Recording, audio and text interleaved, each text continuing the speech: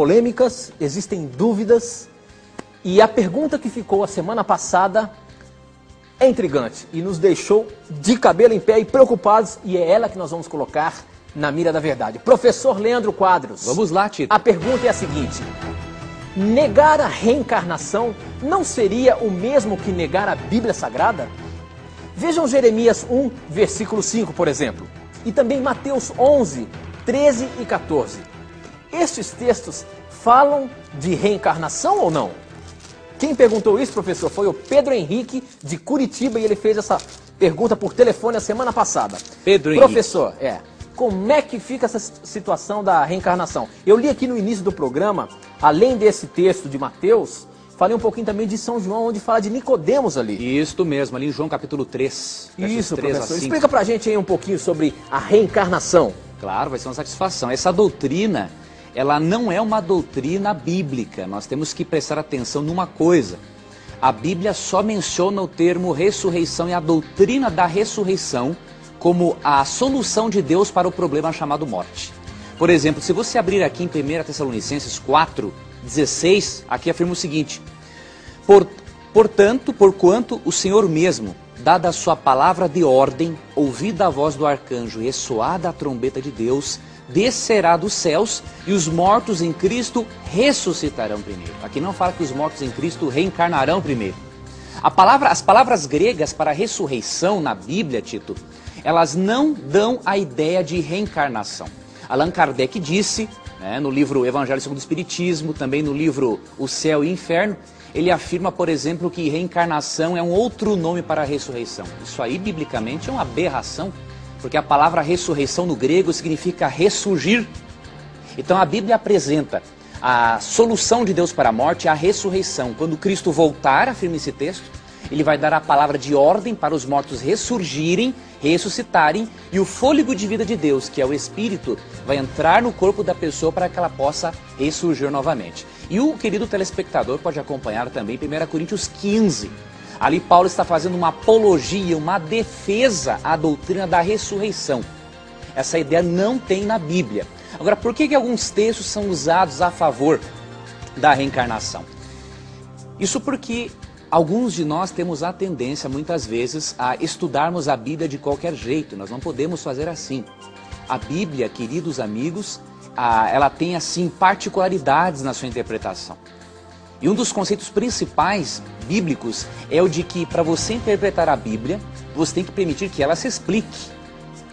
Por exemplo, o texto que o Tito leu ali, que foi muito interessante, que é um texto usado, por exemplo, a favor da reencarnação, Mateus 11, 14, Jesus está dizendo que João Batista é Elias. Aí alguns pensam assim: olha aí, Cristo está dizendo que João Batista é Elias reencarnado. Mas Cristo nem está pensando nisso, porque na concepção judaica não havia separação entre espírito, alma e corpo. A alma na concepção judaica é o ser humano como um todo. Agora, como entendemos a declaração de que Cristo afirma que João Batista é Elias? Nós podemos ir a João 1, 21 e outros textos para nós entendermos isso. Lembre-se da regra de interpretação, querido ouvinte, querido telespectador e internauta. A Bíblia tem que ser a sua própria intérprete, ela tem que se explicar. João 1, 21, quando interrogaram João Batista a respeito de Elias, sabe que resposta João Batista deu? Vamos ver aqui. Então lhe perguntaram: quem és, pois? És tu Elias? Ele disse: não sou. És tu profeta? Respondeu: não. Ora, o próprio João Batista disse que não era Elias. Então por que Jesus falou que ele era Elias? Cristo está aqui, querido amigo ouvinte, telespectador, em Mateus 11, 14, comparando a obra de João Batista à obra de Elias. Porque ambos eram profetas que falavam com poder, com convicção e com autoridade. Então quando Cristo fala que João Batista é Elias, é no sentido de que eles têm o mesmo espírito para pregar, a mesma vontade.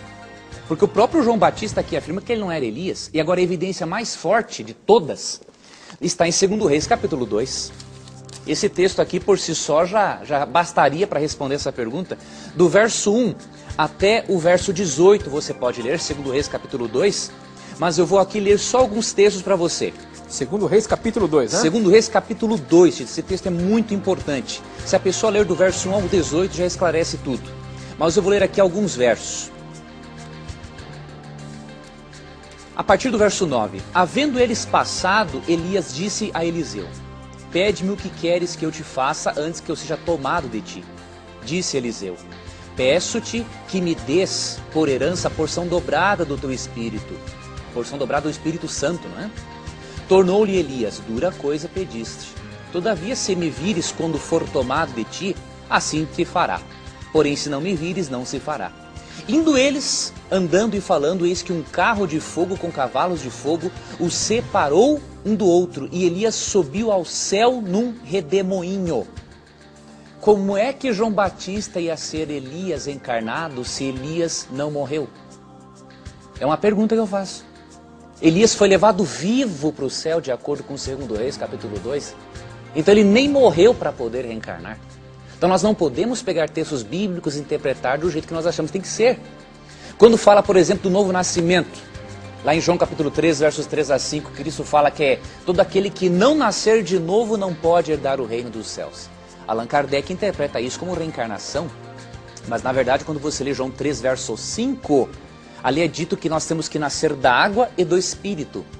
E qual é o significado desses termos na Bíblia? Nascer da água é você ser batizado, evidenciando sua fé em Cristo. Nascer do Espírito é você ser transformado pelo Espírito Santo. Então o novo nascimento é a regeneração, a transformação do ser humano.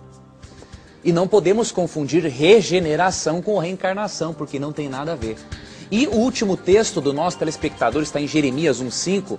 Esse texto também, querido amigo, não fala de reencarnação. Pelo contrário, ali está falando da onisciência de Deus, capacidade de Deus de saber todas as coisas antes de acontecerem. Aqui em Jeremias 1,5, Deus estava dizendo que ele já tinha elegido como profeta dele o profeta o profeta Jeremias. Eu vou ler para você. Antes que eu te formaste no ventre materno, eu te conheci. E antes que saísses da madre, te consagrei e te constituí profeta às nações. O objetivo do texto aqui não é falar nada de reencarnação. Deus conhece todos antes mesmo de nascerem, porque Deus é onisciente. Você lê o Salmo 139 e Davi fala assim: o Senhor me viu quando era ainda uma substância informe no feto da mãe, na barriga da mãe, ou seja, quando ele era um feto. Então aqui Deus está simplesmente mostrando a onisciência dele em ter escolhido, chamado Elias, ou melhor, Jeremias, não é? Para ser profeta dele. Então, definitivamente, querido telespectador, a Bíblia não apoia a doutrina da reencarnação. Nós não podemos aqui confundir uma coisa. Nossos queridos amigos, né, que nos assistem, que são espíritas, vocês são muito amados por Deus. Deus tem planos especiais para a vida de vocês. Vocês não se sintam assim ofendidos com o que a Bíblia revela, mas se sintam felizes porque Deus tem planos para vocês, não é por acaso que você está assistindo esse programa. Deus ama a todos os espíritas e tem planos para eles. E os espíritas são pessoas muito importantes na nossa sociedade porque através deles muitas caridades são feitas, muitas pessoas são ajudadas. Só que o programa Na Mira da Verdade tem um compromisso com a Bíblia.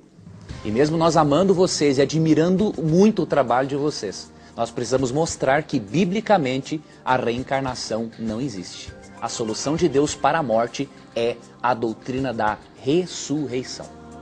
Muito bom, professor. Bom, como você está vendo, o programa está apenas